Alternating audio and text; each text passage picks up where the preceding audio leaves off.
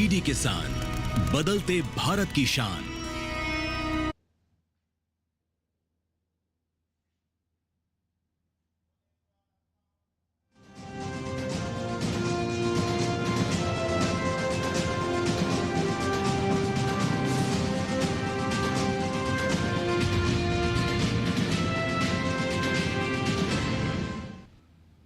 नमस्कार, किसान समाचार में आप सभी का स्वागत है। सबसे पहले मुख्य समाचार। केंद्रीय कृषि मंत्री शिवराज सिंह चौहान ने पूरे देश में 22 सितंबर से लागू होने वाले जीएसटी सुधारों का किया स्वागत। कृषि मंत्री ने कहा, जीएसटी में सुधार के बाद किसान को 9 लाख के ट्रैक्टर की खरीद पर 65,000 रुपए की होगी बचत। पंजाब की मदद के लिए आगे आई दिल्ली सरकार। पंजाब के लोगों और किसानों के लिए बढ़ाया मदद का हाथ। दिल्ली की मुख्यमंत्री रेखा गुप्ता ने पंजाब के मुख्यमंत्री राहत कोष में 5 करोड़ रुपए की सहयोग राशि देने का किया ऐलान। केंद्रीय मंत्री राजीव रंजन सिंह की अध्यक्षता में मत्स्य पालन क्षेत्र में सुधारों पर IGOM हितधारक परामर्श बैठक का आयोजन। अंतर्देशीय राज्यों की निर्यात क्षमता को उजागर करना है मकसद। पश्चिमी राजस्थान और गुजरात के लिए आज भारी बारिश का रेड अलर्ट। पंजाब के कई इलाकों में आज बारिश जारी। हिमाचल में मौसम साफ होने के कारण राहत बचाव कार्य में तेजी। समाचार अब विस्तार से। केंद्रीय कृषि मंत्री शिवराज सिंह चौहान ने कहा कि प्रधानमंत्री ने लाल किले से नेक्स्ट जनरेशन जीएसटी रिफॉर्म का वादा किया था और आज उससे जनता को बड़ी राहत मिली है। उन्होंने बताया कि फसल बीमा योजना किसानों को प्राकृतिक आपदा और फसल नुकसान से सुरक्षा देकर उन्हें आर्थिक मजबूती प्रदान करेगी। उन्होंने कहा कि जीएसटी सुधार और फसल बीमा योजना मिलकर किसानों की आय बढ़ाने में बड़ी भूमिका निभाएंगे। हमने कई सुधार किए प्रधानमंत्री फसल बीमा योजना में। जैसे पहले फसल की इकाई केवल ब्लॉक होती थी, तहसील होती थी, मतलब एक किसान का या एक गांव के किसान का नुकसान हो जाएगा तो बीमा कंपनियां भरपाई नहीं करती थी। अब हमने स्थानीय आपदा मान के एक किसान का भी नुकसान हो तो उसके भरपाई करने का प्रावधान उसमें स्थानीय आपदा के रूप में किया है। हमने ये भी तय किया है कि हम सैटेलाइट बेस्ड रिमोट सेंसिंग के जरिए नुकसान का आकलन करेंगे। केंद्रीय कृषि मंत्री शिवराज सिंह चौहान ने पूरे देश में 22 सितंबर से लागू होने वाले जीएसटी सुधारों का स्वागत किया है। उन्होंने इन सुधारों को देश के किसानों के लिए उपयोगी बताया है। कृषि मंत्री ने कहा कि जीएसटी में सुधार के बाद अब कोई किसान यदि ट्रैक्टर 9 लाख रुपए का ट्रैक्टर खरीदता है तो उसे 65,000 रुपए की बचत होगी। अगर हम जीएसटी सुधारों को देखें तो एक उदाहरण के तौर पर कोई ट्रैक्टर अगर 9 लाख रुपए में आता था, 9 लाख रुपए में खरीदते थे, तो अब किसान को 65,000 रुपए की बचत उस पर होगी। केवल परसेंटेज में अगर हम ना समझें तो ट्रैक्टर पर ही अगर आप बचत देखें तो 25,000 से लेके 63,000 रुपए तक की बचत किसानों को होगी। केंद्रीय कृषि मंत्री शिवराज सिंह चौहान ने कहा कि जीएसटी सुधार और फसल बीमा योजना से किसानों को बड़ी राहत मिली है। शिवराज सिंह ने कहा कि केंद्र सरकार ने राज्यों को भी स्पष्ट निर्देश दिए हैं कि डीएपी और यूरिया जैसी खाद की कालाबाजारी और टैगिंग पर सख्त कार्रवाई की जाए। उन्होंने कहा कि किसानों को समय पर और उचित मूल्य पर खाद उपलब्ध कराना सरकार की सर्वोच्च प्राथमिकता है। मैंने सारे मुख्यमंत्रियों को कहा है, कृषि मंत्रियों को अपील की है 2 चीज़ों की। एक, किसी भी कीमत पर टैगिंग नहीं होगी, मतलब अगर डीएपी या यूरिया चाहिए तो 2 बोतल और दूसरी दवाई की ले जाओ, ये अवैध है और जहां से शिकायत होगी उसके खिलाफ हम कार्रवाई करेंगे। पिछले दिनों कंपनियों ने की गलतियों के कारण किसान की फसलें खराब हुई, हमने बहुत कठोर कदम उठाने का काम किया है। कालाबाजारी हर कीमत पर रोकने के सख्त कदम राज्य सरकारों को उठाने का कहा गया है। कई जगह कार्रवाइयां हो भी रही है। केंद्र सरकार ने एक ऐतिहासिक निर्णय में जीएसटी में व्यापक कमी की घोषणा की है, जिससे सहकारी संस्थाओं, किसानों, ग्रामीण उद्यमों सहित 10 करोड़ से अधिक डेयरी किसानों को सीधा लाभ होगा। ये सुधार सहकारी क्षेत्र को मजबूत बनाएंगे, उनके उत्पादों को अधिक प्रतिस्पर्धी बनाएंगे, उनके उत्पादों की मांग और उनकी आय बढ़ाएंगे। ये ग्रामीण उद्यमिता को बढ़ावा देगा, खाद्य प्रसंस्करण क्षेत्र में सहकारिताओं को प्रोत्साहित करेगा और लाखों परिवारों के लिए आवश्यक वस्तुएं किफ़ायती रूप से उपलब्ध कराएगा। जीएसटी दर में कटौती खेती और पशुपालन में लगी सहकारिताओं को लाभ पहुंचाएगा, टिकाऊ खेती की प्रथाओं को बढ़ावा देगी और छोटे किसानों तथा किसान उत्पादक संगठनों को सीधा लाभ होगा। गौरतलब है कि प्रधानमंत्री नरेंद्र मोदी के नेतृत्व में लाए गए नेक्स्ट जेन जीएसटी रिफॉर्म का पूरे दुग्ध सहकारी क्षेत्र ने स्वागत किया है, जिसमें अमूल जैसे बड़े सहकारी ब्रांड भी शामिल हैं। दुग्ध क्षेत्र में किसानों और उपभोक्ताओं को वस्तु सेवा कर में सीधे राहत दी गई है। दूध और पनीर चाहे ब्रांडेड हो या ब्रांड के हों, जीएसटी से उन्हें मुक्त किया गया है। मक्खन, घी और ऐसे ही अन्य उत्पादों पर जीएसटी 12% से घटाकर 5% कर दिया गया है। चीज़, नमकीन, मक्खन और पास्ता पर जीएसटी 12% या 18% से घटाकर 5% कर दिया गया है। जैम, जेली, खमीर, भुजिया और फलों का गूदा, जूस आधारित पेय पदार्थ अब 5% जीएसटी पर आएंगे। Chocolate, corn flakes, ice cream, pastry, cake, biscuit और कॉफ़ी पर भी जीएसटी 18% से घटाकर 5% कर दिया गया है। और अब बात करते हैं मत्स्य पालन की। मत्स्य पालन, पशुपालन एवं डेयरी मंत्रालय के अंतर्गत मत्स्य पालन विभाग MOFAHD के लिए सामाजिक कल्याण और सुरक्षा क्षेत्रों पर अनौपचारिक मंत्री समूह IGOM के अंतर्गत शनिवार को हाइब्रिड मोड में एक हितधारक परामर्श बैठक आयोजित की गई। बैठक का उद्देश्य मत्स्य पालन क्षेत्र के लिए IGOM के 4 स्तंभों यानी विधायी, नीतिगत, संस्थागत और प्रक्रियागत सुधार पर सुझाव आमंत्रित करना था। बैठक की अध्यक्षता केंद्रीय मंत्री MOFAHD और पंचायती राज राजीव रंजन सिंह और लल्लन सिंह ने वर्चुअल माध्यम से की। राजीव रंजन सिंह ने बैठक को संबोधित करते हुए कहा कि मत्स्य पालन क्षेत्र के लिए उत्पादन, उत्पादकता और निर्यात को उल्लेखनीय रूप से बढ़ाने पर केंद्रित सुधार रोड मैप तैयार करने में मदद के लिए हितधारकों के सुझाव आवश्यक थे। केंद्रीय मंत्री ने देश के समुद्री खाद्य निर्यात पोर्टफोलियो में विविधता लाने और उसे मजबूत बनाने के लिए अंतर्देशीय राज्यों की अप्रयुक्त निर्यात क्षमता को अनलॉक करने की आवश्यकता पर बल दिया। उन्होंने प्रधानमंत्री नरेंद्र मोदी के नेतृत्व में हाल ही में अगली पीढ़ी के जीएसटी सुधारों का स्वागत भी किया। पंजाब में बाढ़ से भारी नुकसान हुआ है। संकट की इस घड़ी में दिल्ली सरकार ने पंजाब के लोगों और किसानों के लिए मदद का हाथ बढ़ाया है। दिल्ली सरकार ने पंजाब को मुख्यमंत्री राहत कोष में 5 करोड़ रुपए की सहयोग राशि देने का निर्णय लिया है। मुख्यमंत्री रेखा गुप्ता ने कहा है कि दिल्ली की जनता और सरकार आपदा की इस घड़ी में पंजाब के लोगों के साथ आत्मीयता और संवेदना के साथ खड़ी है। हमारे पड़ोसी राज्य पंजाब में इस समय हालात चल रहे हैं बाढ़ के, और जिस तरह की परिस्थितियों में वहाँ के निवासी चल रहे हैं, अपनी ओर से बहुत ही संवेदनाएं प्रकट करती हूँ। ईश्वर इस दिक्कत से, इस मुसीबत से जल्द ही उन सबको राहत दे। और दिल्ली सरकार की ओर से हम पंजाब CM रिलीफ फंड में 5 करोड़ रुपए की सहायता देने की घोषणा करते हैं। बात करेंगे अब मौसम की। मौसम विभाग ने आज पश्चिमी राजस्थान और गुजरात में मूसलाधार बारिश के लिए रेड अलर्ट जारी किया है। विभाग के अनुसार पूर्वी राजस्थान, कोंकण, गोवा और मध्य महाराष्ट्र में कुछ स्थानों पर आज बहुत तेज बारिश होने की संभावना व्यक्त की गई है। इसके अलावा अरुणाचल प्रदेश, असम, मेघालय, नागालैंड, मणिपुर, मिजोरम और त्रिपुरा में अनेक स्थानों पर तेज वर्षा का अनुमान है। उधर ओडिशा, पश्चिम बंगाल के उप हिमालयी क्षेत्र, तमिलनाडु, पुडुचेरी, कराईकल और उत्तराखंड में भी ऐसे ही हालात बने रहने के आसार हैं। इस बीच मौसम विभाग का कहना है कि तटीय आंध्र प्रदेश और दक्षिण मध्य कर्नाटक में कुछ स्थानों पर तेज हवाएं चलने की संभावना है। दिल्ली NCR में लगभग हर दिन हल्की से मध्यम बारिश होने से मौसम सुहावना बना हुआ है। तापमान में भी कमी देखी जा रही है। मौसम विभाग ने दिल्ली NCR में 9 सितंबर तक बारिश होने का अनुमान जताया है। इसके अलावा हरियाणा और पंजाब में नदियां उफान पर हैं। लगातार हो रही बारिश से कई जिलों में आवाजाही प्रभावित है। मौसम विभाग ने हरियाणा और पंजाब में 9 सितंबर तक लगातार बारिश होने का अनुमान जताया है। गुजरात के कई जिलों में भारी बारिश का रेड अलर्ट जारी किया गया है। वहीं पहाड़ी इलाकों में लगातार हो रही बारिश से स्थिति गंभीर बनी हुई है। उत्तराखंड, जम्मू कश्मीर, हिमाचल प्रदेश में बारिश का दौर जारी है।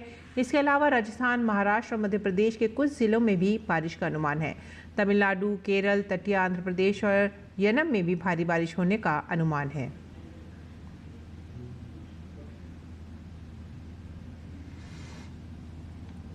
रुख करते हैं हिमाचल का। हिमाचल प्रदेश में अधिकांश स्थानों पर मौसम साफ दिखाई दे रहा है, जबकि एक दो स्थानों को छोड़कर किसी भी जिले में बारिश की कोई चेतावनी नहीं है। मौसम खुलने से राहत और पुनर्निर्माण कार्यों में भी तेजी आई है। वहीं कुल्लू के इनर अखाड़ा क्षेत्र में 4 सितंबर को हुए भूस्खलन में एनडीआरएफ बचाव दल के सदस्य का शव मिला है, जबकि अभी भी मलबे में तलाशी अभियान जारी है, लेकिन किसी के भी जीवित बचने की संभावना बेहद कम है। गौरतलब है कि हादसे में एनडीआरएफ बचाव दल के एक सदस्य सहित 7 लोगों की जान गई थी। भूस्खलन के कारण पिछले 7 दिनों से बंद NH5 को हल्के वाहनों के लिए खोल दिया गया है। और जीएसटी परिषद की 56वीं बैठक में केंद्रीय वित्त मंत्री निर्मला सीतारमण ने जीएसटी की 4 स्लैब वाली संरचना को समाप्त कर 2 स्लैब वाली सरल प्रणाली को मंजूरी दे दी है। इससे फिरोजाबाद के किसान काफ़ी खुश हैं। सरकार ने कृषि उपकरणों, उर्वरकों और कीटनाशकों पर टैक्स घटाकर 5% कर दिया है, जिसका सीधा प्रभाव कृषि उत्पादों की लागत पर आएगा। अभी तक ट्रैक्टर, टायर, पुर्जे, रासायनिक उर्वरक बनाने के कच्चे माल जैसे sulphuric acid, nitric acid, ammonia पर 18% टैक्स लगता है। अब इन सभी को 5% टैक्स सीमा में रखा गया है। उपभोक्ताओं को जीएसटी सुधार का फायदा 22 सितंबर से मिलने लगेगा। जो मध्यम वर्गीय परिवार है और किसानों के लिए बहुत अच्छी सौगात दी है, जिसके अंदर जो जीएसटी के 4 स्लैब हुआ करते थे उनको उन्होंने घटा के अभी 2 स्लैब में कर दिया है। इसमें जो किसान जो ट्रैक्टर यूज़ करता है, जो ट्रैक्टर के टायर्स यूज़ करता है, जो किसानी में मशीनें यूज़ होती हैं, इनका पहले जीएसटी में 18% का रेट हुआ करता था, जिसको घटा के अभी वो 5% के रेट पे लेके आ गए हैं। तो ये जो है डिफरेंस, इसका फ़ायदा जो है वो किसान को मिलेगा। इसके अलावा अगर आप फर्टिलाइज़र की बात करेंगे तो फर्टिलाइज़र पहले 12% के रेट पे टैक्सेबल हुआ करता था, जो कि अब 5% के स्लैब पे आएगा। इसके अलावा जैसे मछली है वो 12% से 5% के रेट पे आ गई है। आपका मक्खन है, घी है, ये 12% के रेट पे हुआ करता था, जो कि अब 5% के रेट पे आएगा। राहत दी है, उससे तो किसानों को बहुत अच्छा बेनिफिट भी है और बड़ी राहत भी है। इससे सभी किसान खुश भी हैं। ट्रैक्टर पे, इंस्ट्रूमेंट पे, एग्रीकल्चर से जुड़े हुए सारे सामानों पर इसकी चीज़ कर दी है। ये खाद है, दवाई है, खेती के बारे में बीज बात है और दवाई की टंकी हैं, इनमें राहत मिलेगी बहुत ज़्यादा और मोदी जी ने अच्छा काम किया है। पंजाब में कपूरथला जिला प्रशासन द्वारा पशुधन की रक्षा के लिए 4 टीमें 24 घंटे सेवाएं प्रदान करने के साथ साथ पशुओं के लिए चारे का निरंतर वितरण भी कर रही हैं। उपायुक्त अमित कुमार पांचाल ने शनिवार को बताया कि बाढ़ प्रभावित लोगों के पशुओं के लिए पशुपालन और कृषि विभाग द्वारा चारे और हरे चारे आदि का निरंतर वितरण किया गया, ताकि पशुओं को किसी प्रकार की समस्या न आए। उन्होंने कहा कि कल देर शाम तक 403 क्विंटल चारे के वितरण के अलावा पशुपालन विभाग की टीमों द्वारा 19 से अधिक गाँवों में 415 पशुओं का उपचार किया गया। उन्होंने बताया कि इसके अलावा कृषि और किसान कल्याण विभाग की टीमों द्वारा 48 क्विंटल साइलेज का वितरण भी किया गया है। पशुपालन विभाग के डॉक्टर लखविंदर सिंह और मुख्य कृषि अधिकारी डॉक्टर HPS भरोत ने बताया कि पशुपालन और कृषि विभाग की टीमें बाढ़ प्रभावित लोगों के पशुधन की रक्षा के लिए निर्बाध राहत कार्य चला रही हैं। बदलता बिहार एक महत्वपूर्ण सामाजिक आर्थिक दौर से गुजर रहा है, जिस बिहार से रोजगार की तलाश में हर साल लाखों लोग दूसरे राज्यों में पलायन करने को मजबूर थे, आज उसी बिहार में हर साल लाखों लोग रोजगार के लिए वापस आ रहे हैं। राज्य के अरुण कुमार गिरी, जयशंकर कुमार झा, सद्दाम सहित कई महिला कामगार प्रदेश में ही रोजगार पाकर काफ़ी खुश और संतुष्ट हैं। इसमें राज्य सरकार के कुशल आर्थिक प्रबंधन और सामाजिक योजनाओं की भूमिका अद्वितीय है। बाद बदलते बिहार की इस श्रृंखला में रिवर्स पलायन पर देखिए हमारी एक खास रिपोर्ट।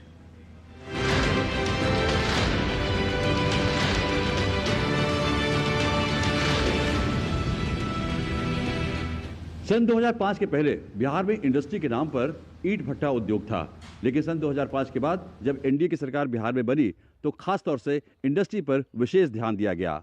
उस समय पलायन एक बहुत बड़ी समस्या थी, लेकिन आज बिहार में रिवर्स पलायन की बात हो रही है। तो आइए हम आपको दिखाते हैं रिवर्स पलायन की कहानी कामगारों की जुबानी। अपनों से दूर जिंदगी की जद्दोजहद झेलने वाले हजारों कामगार अपने बिहार की माटी की ओर वापस लौट रहे हैं। इससे बिहार की तस्वीर बदल रही है।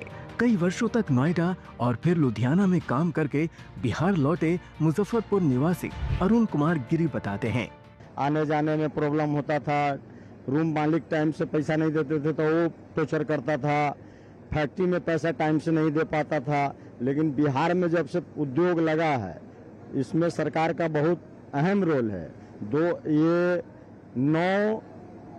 17/9/2023 से हम इस कंपनी में काम करते हैं।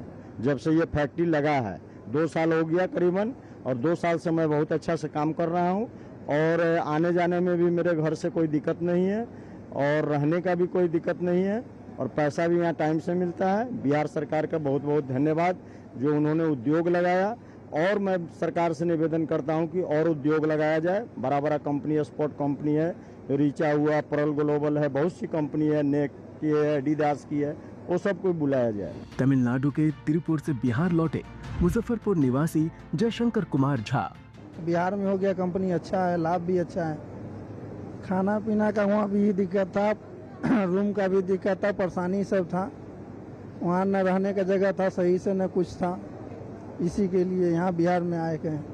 बिहार में कंपनी अच्छा हो गया, बहुत अच्छा, इसी के लिए। दिल्ली से बिहार लौटे मुजफ्फरपुर निवासी सद्दाम बताते हैं, मैं दिल्ली में पहले काम करता था, वहाँ रूम का दिक्कत था, पानी उनी का दिक्कत था, इसलिए अपना घर पकड़ लिए, घर पर यहाँ काम करे, काम में मेरा सीखना अच्छा हो गया। यहाँ मुजफ्फरपुर में यहाँ काम करते, वहाँ पानी का, खाना पीने का दिक्कत होता था, इसलिए यहाँ काम पकड़ लिए, यही काम करते।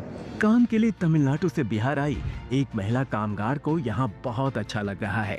यहाँ पर सबको अच्छा मेरा कंपनी इतना अच्छा लग रहा है, रोजगारी के लिए है, बहुत अच्छा लग रहा है। सबसे अच्छा खास बातें हैं लेडीज के लिए है, कहीं पे भी बाहर नहीं निकलता था, हाँ रोजी रोटी के लिए है। इतना अच्छा लग रहा है, काम करने में बहुत अच्छा लग रहा है काम करने के लिए। तो आपने देखा कि किस तरह बिहार में इंडस्ट्री के मामले में फिजा कैसे बदल रही है। हम कल फिर आएंगे रिवर्स माइग्रेशन की एक नई कहानी को लेकर। तब तक आप देखते रहिए डीडी न्यूज।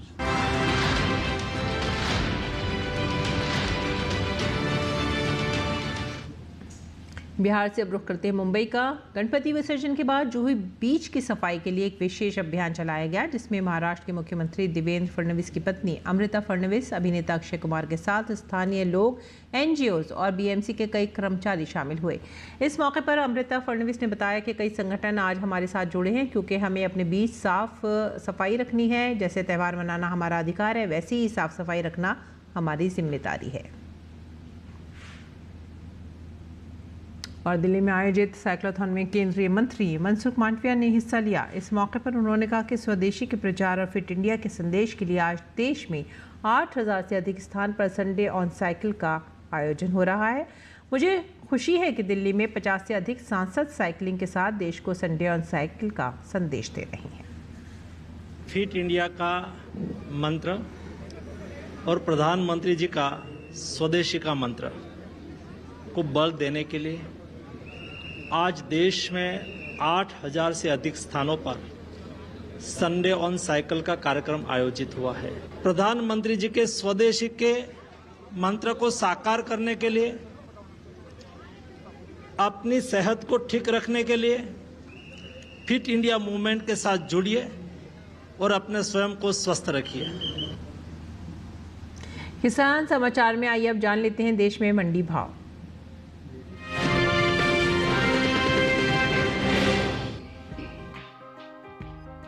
मंडियों में इन दिनों केले की आवक सामान्य है।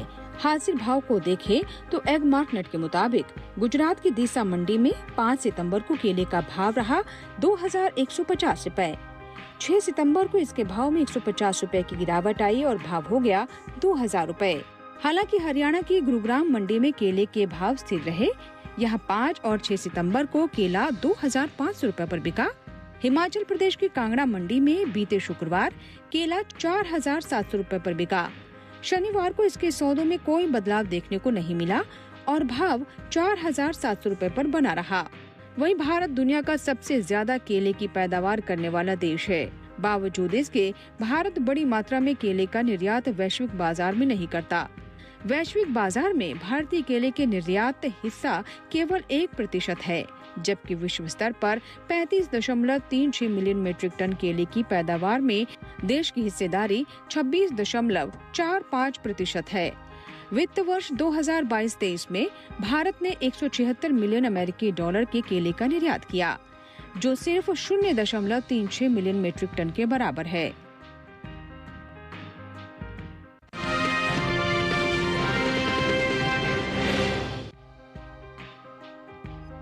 भारत में इन दिनों मंडियों में कॉफी की आवक थोड़ी धीमी जरूर है, लेकिन निर्यात के मामले में देश ने शानदार प्रदर्शन किया है। भारत ने वैश्विक स्तर पर अपनी मजबूत पहचान बनाते हुए अब दुनिया का 7वां सबसे बड़ा कॉफी उत्पादक देश बनने वाला है। वित्त वर्ष 2023-24 में भारत ने 1.29 बिलियन डॉलर मूल्य की कॉफी विदेशों में भेजी, जो साल 2020-21 की तुलना में लगभग दोगुनी है। भारतीय कॉफी की विशेष खुशबू और स्वाद ने इसे अंतर्राष्ट्रीय बाजार में खास जगह दिलाई है। यही वजह है कि जनवरी 2025 की पहली तिमाही में ही भारत से 9,300 टन से अधिक कॉफी का निर्यात हुआ है। भारत में मुख्य रूप से अरेबिका और रोबस्टा किस्म की कॉफी की खेती होती है। अब तक निर्यात में ज्यादातर हिस्सा कच्चे कॉफी बीन्स का रहा है, लेकिन बदलते उपभोक्ता रुझानों के चलते रोस्टेड और इंस्टेंट कॉफी की मांग में तेजी से वृद्धि हो रही है। इस बदलाव ने न केवल घरेलू खपत बढ़ाई है, बल्कि निर्यात को भी नई रफ्तार दी है। आंकड़े बताते हैं कि साल 2012 में जहां 84,000 टन कॉफी की खपत होती थी, वहीं साल 2023 तक ये बढ़कर 91,000 टन तक पहुंच गई है। उत्पादन की बात करें तो कर्नाटक देश का सबसे बड़ा कॉफी उत्पादक राज्य है। साल 2022-23 में यहाँ 2,48,020 टन कॉफी का उत्पादन हुआ। इसके बाद केरल और तमिलनाडु का स्थान आता है।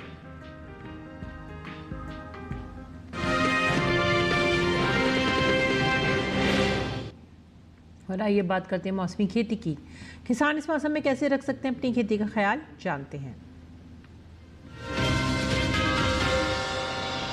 नमस्कार, आप देख रहे हैं डीडी किसान। मैं हूं एआई कृष और आज हम भारत के विभिन्न राज्यों में होने वाली खेती किसानी से संबंधित सलाहों के बारे में पूरी जानकारी देंगे। दक्षिण गुजरात के भारी वर्षा क्षेत्र में अगले कुछ दिनों तक मध्यम से भारी बारिश की संभावना है। ऐसे में यहां धान, गन्ना, भिंडी, कंद वाली फसलें और सब्जियों के खेतों से अतिरिक्त पानी तुरंत निकालें। इस दौरान यहां निराई गुड़ाई और सिंचाई रोक दें। इसके साथ ही किसी भी रसायन का छिड़काव न करें। यहीं गन्ने की फसल को सुरक्षित रखने के लिए मजबूत बांसों का सहारा दें या पत्तों से बांधकर गट्ठर बना दें, ताकि तेज हवा और बारिश से नुकसान न हो।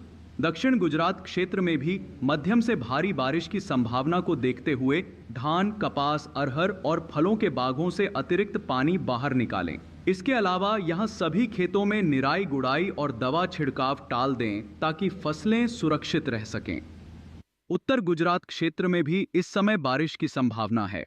ऐसे में सभी खड़ी फसलों में जलभराव से बचाव करें। इस दौरान निराई गुड़ाई, सिंचाई और रसायनों का प्रयोग न करें। खेतों की मेढ़ों की मरम्मत करें और पानी रुकने न दें। वहीं मध्य गुजरात क्षेत्र में धान, बाजरा, अरहर, कपास, सोयाबीन, मक्का और अरंडी की फसलों से अतिरिक्त पानी निकालें। इसके साथ ही खेतों में जलभराव होने से पौधों की जड़ें सड़ सकती हैं, इसलिए विशेष ध्यान दें। भाल और तटीय क्षेत्र में इस समय कपास, मूंग, उड़द, अरहर, बाजरा और सब्जियों के खेतों से पानी तुरंत निकालें। खेतों की नालियां हमेशा खुली रखें। इस दौरान किसी भी तरह के खरपतवार नाशक या कीटनाशक का छिड़काव बिल्कुल न करें। दक्षिण सौराष्ट्र क्षेत्र में मूंगफली, कपास, सोयाबीन, उड़द, मूंग, तिल और अरहर के खेतों में पानी न रुके, इसके लिए खेतों में नालियां बनाएं। बारिश थमने के बाद ही जरूरी कृषि कार्य करें। उत्तर सौराष्ट्र क्षेत्र में भी दलहन, मूंगफली, कपास, सोयाबीन और तिल की फसलों से अतिरिक्त पानी निकालें। साथ ही जहां मूंग और लोबिया की फलियां पक चुकी हैं, वहां तुरंत तुड़ाई कर सुरक्षित स्थान पर भंडारण करें। इसी तरह कृषि और किसानों से जुड़ी हर महत्वपूर्ण जानकारी के लिए हमारे साथ जुड़े रहिए और देखते रहिए डीडी किसान। धन्यवाद।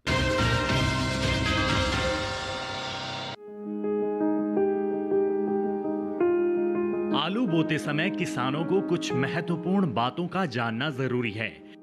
खासकर बीज खरीदते समय सावधानी बरतें। बीज हमेशा विश्वसनीय जगह से ही खरीदें। बुआई से पहले बीज को 3% आर्गेनोम क्यूरल यौगिक 0.2% घोल में 30 मिनट तक उपचारित करें और बीज कंदों को छाया में सुखाकर ही बुआई करें। बोते समय कतार से कतार की दूरी 60 सेंटीमीटर और कंद से कंद की दूरी बीज के आकार के अनुसार रखें। मसलन 20 ग्राम भार वाले कंदों की दूरी 15 सेंटीमीटर, 40 ग्राम वाले की 20 सेंटीमीटर, 60 ग्राम वालों की 30 सेंटीमीटर और 80 ग्राम वाले कंदों की दूरी 40 सेंटीमीटर होनी चाहिए। मेड़ों में 8 से 10 सेंटीमीटर की गहराई में बुआई करें। अच्छी फसल के लिए 7 से 10 सिंचाई की जाती हैं। पहली सिंचाई बुआई के 10 से 12 दिन बाद अंकुरण से पहले और दूसरी सिंचाई बुआई के 20 से 22 दिन बाद करें। अंतिम सिंचाई खुदाई से 10 दिन पहले करें। बेहतर होगा कि बुआई से पहले मिट्टी की जांच करा लें। आलू के लिए 1 हेक्टेयर में 180 किलो नाइट्रोजन, 60 किलो फास्फोरस और 100 किलो पोटाश चाहिए। जब पौधों की ऊंचाई 8 से 10 सेंटीमीटर हो जाए तो खरपतवार निकाल दें। आलू में झुलसा रोग का खतरा रहता है। ये बीमारी पत्ती, डंठल और कंद सब पर लगती है। इसमें पत्तियों पर हल्के पीले धब्बे दिखाई देते हैं। कृषि वैज्ञानिक की सलाह से इस बीमारी से बचने का उपाय करें।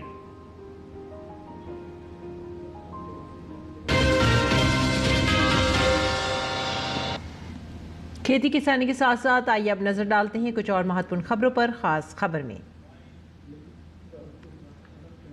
भाजपा सांसद जगदम्बिका पॉल ने जीएसटी में हुए बदलाव की सराहना करते हुए विपक्ष को घेरा।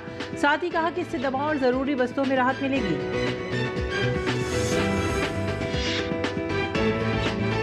उदयपुर में भारतीय सेना के बैटल एक्स डिवीजन ने आयरन नदी के बीच फंसे एक 30 वर्षीय युवक को ड्रोन की सहायता से 7 घंटे बाद बाहर निकाला। झारखंड के चाईबासा में सुरक्षा बलों के साथ मुठभेड़ में 10 लाख रुपए का इनामी माओवादी अमित हंसदा उर्फ आपतन मारा गया है। अधिकारियों ने इसकी पुष्टि की है। जम्मू कश्मीर के कटरा में श्री माता वैष्णो देवी की यात्रा स्थायी रूप से बंद। दरअसल पिछले कई दिनों से हो रही भारी बारिश के कारण त्रिकुटा पहाड़ियों में भूस्खलन और सड़कें अवरुद्ध हो गई। शिमला में कल से हो रहे बारिश और भूस्खलन के कारण Shimla TO Rohan national highway 705 बंद है। लगातार हो रहे भूस्खलन की वजह से हाईवे पर लंबा जाम लग गया, जिसके चलते करीब 400 वाहन रास्ते में फंस गए। इसी के साथ ही आप हमारी पूरी टीम को दीजिए आज्ञा। नमस्कार।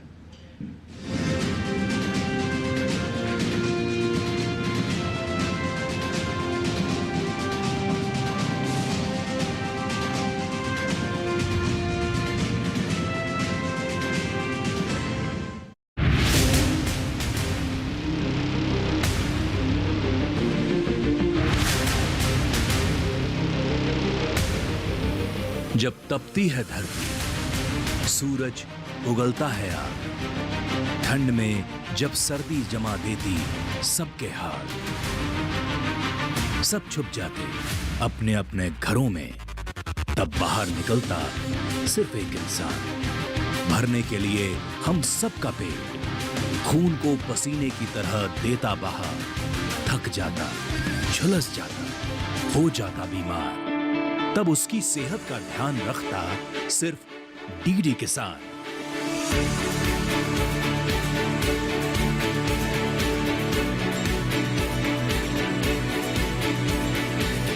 देखिए स्वस्थ किसान शनिवार शाम 6 बजे लाइव सिर्फ दूरदर्शन किसान चैनल पर।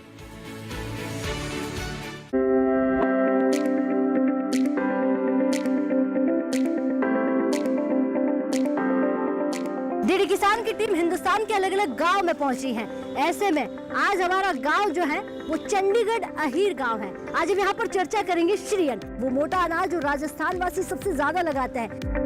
आज बाजरा पहले एक कोई घर खाने के लिए करते थे, आज बेचने के लिए पैदा कर रहे हैं। जो हमारे आज के युवा में कमी होती जा रही है न्यूट्रिएंट्स की, वो बाजरे से ही पूर्ति हो सकती है। सर बहुत ज्यादा वैल्यू बढ़ी है। पहले बाजरा 1000-1200 क्विंटल बिकता था, अब 2500-2600 क्विंटल बिक रहा है सर। राजस्थान से देखिए श्री अन्न पर कार्यक्रम चौपाल चर्चा 8 सितंबर सोमवार सुबह 9 बजे सिर्फ दूरदर्शन किसान पर।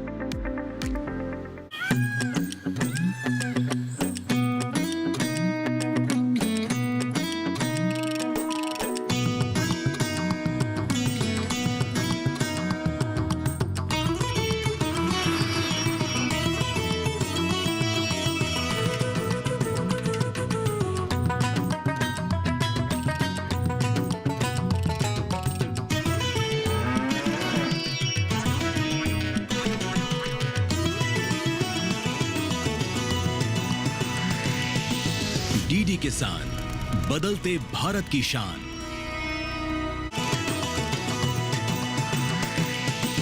डीडी किसान, बदलते भारत की शान।